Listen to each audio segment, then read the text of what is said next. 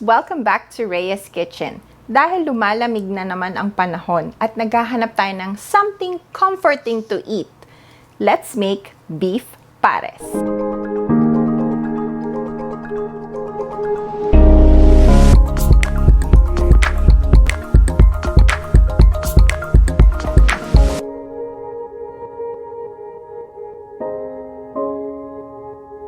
Guys, I know that you are all familiar with beef pares dahil ito ay isa sa pinakamasarap na comfort food na pwede nyong mabili sa karinderya or even sa tabi-tabi lang sa kalye. May mga nagbebenta nito.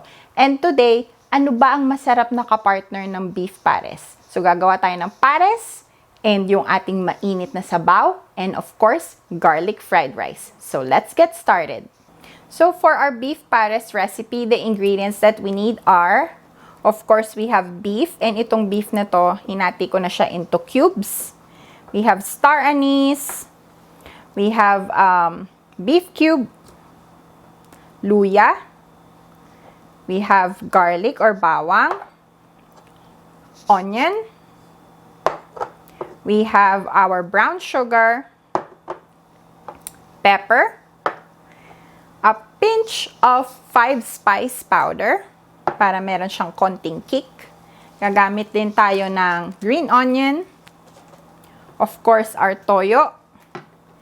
And a dash of Chinese cooking wine. Ito, medyo ginagamit to para mapalambot at ma-enhance yung flavor ng ating beef. And of course, for our garlic fried rice, ang gagamitin lang natin is day-old rice. Gagamit tayo ng salt or asin. Gagamit din tayo ng fried garlic. And a pinch of magic sarap.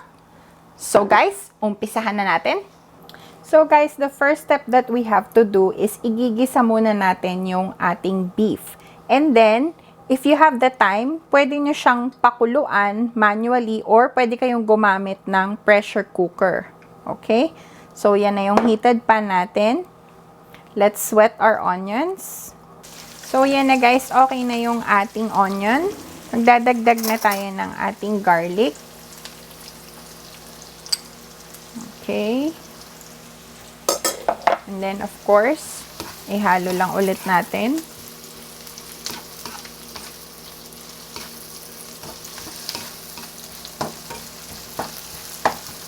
Ayan. And then, once na fragrant na yung ating garlic, lagay na natin yung ating luya or ginger. And isaute lang natin.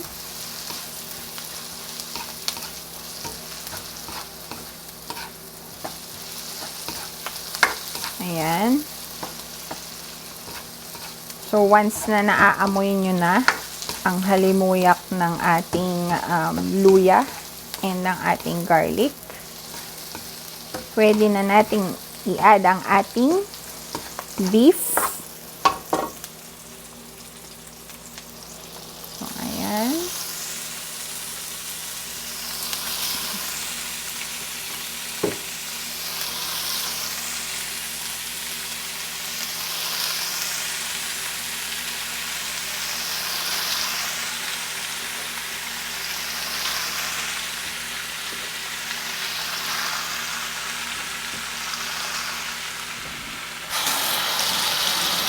So, yan guys, nahalo ko na yung ating beef. So, ihahalo lang natin siya para ma-incorporate siya dun sa ating bawang sibuyas and luya. Okay, hintayin lang natin siyang mag-brown ng konti and then mag-a-add tayo ng cooking wine. So, yan guys, medyo nag-brown na yung ating beef. Maglalagay na tayo ng ating cooking wine. Ayan. Kung wala naman kayong cooking wine, you can skip that part. Pero yung cooking wine kasi, I find that it enhances yung flavor ng ating meat. So, ayan. Medyo mag-iintay lang tayo ng konti para ma-deglaze yung ating wine and kumapit talaga siya dun sa ating beef. So, yan guys. Brown na yung ating beef. So, ita-transfer ko na siya sa pressure cooker. So, yan na guys yung ating beef. Na-transfer ko na siya. Maglalagay tayo ng 2 star anise. Of course, yung ating beef cube.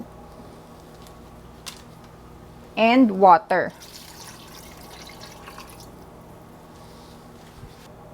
So, yan guys, magdadagdag tayo ng konting 5 spice powder. And of course, magdadagdag din tayo ng ating toyo. Ito yung magiging soup stock natin na gagamitin natin mamaya. Okay? And then, we will pressure cook this for about 10 to 15 minutes. So, yan na yung ating oil. Let's add our garlic. Make sure na hindi masusunog yung ating garlic. Kaya kailangan natin siyang haluin. Ayan. Medyo pa-brown lang natin ng konti. Ayan. Medyo nag-brown na siya. Our next step, i-add na natin yung ating rice.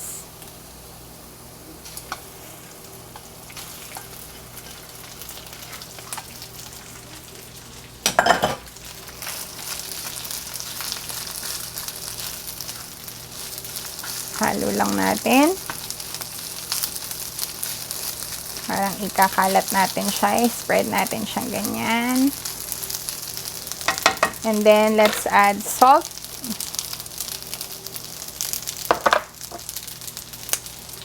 A little bit of our magic syrup. Ayan. Halo lang natin ulit.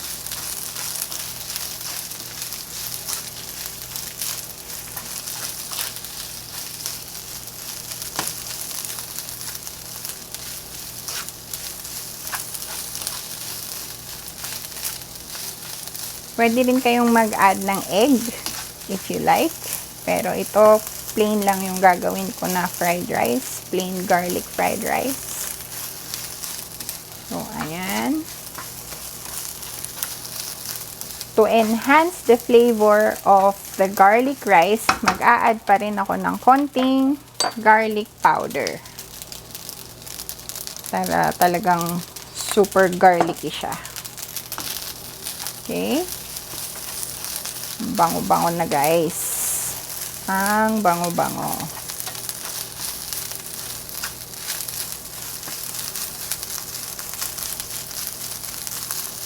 Ayan. Spread lang natin para medyo ma-toast-toast yung ating kanin.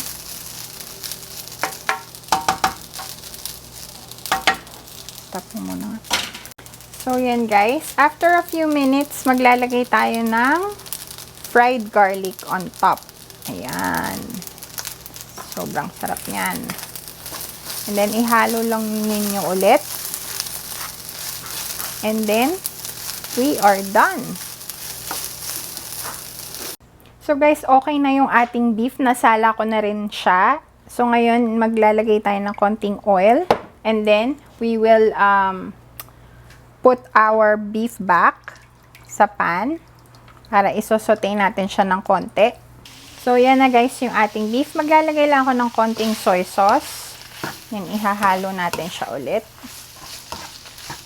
Just like that. And then, mag-a-add ako ng konting broth. Okay? So, here is our stock. Maglalagay tayo about mga 1.5 cup lang. Ayan. And then, maglalagay tayo ng pepper. Ayan. And, mag-a-add tayo ng brown sugar. Para may konting tamis yung ating pares. Ayan.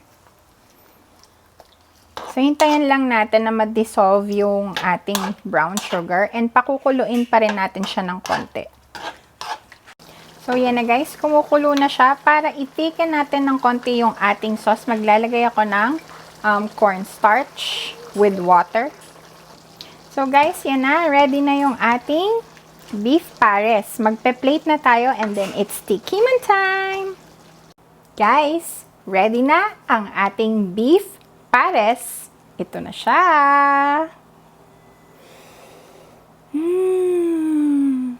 It's tikiman time! So guys, tikman muna natin yung ating soup. Bango! Sarap! Next, yung ating beef pares with garlic rice.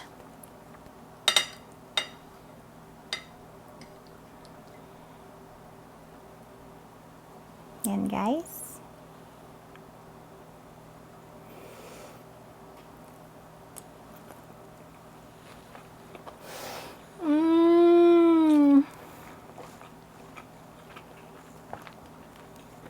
Ang sarap guys.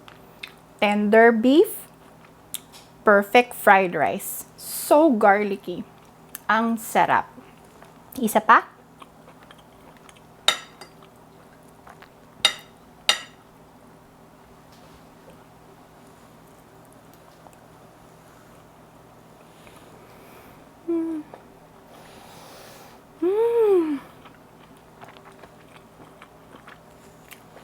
Ang sarap guys! Sana matry nyo din siya at home very soon. And that's it for our video today guys. Sana nag-enjoy kayo sa ating beef pares with garlic rice recipe. And sana matry nyo din to at home very soon. And as always, if you guys like this video, please hit like and subscribe to my channel for more cooking and baking videos. See you guys again! Bye!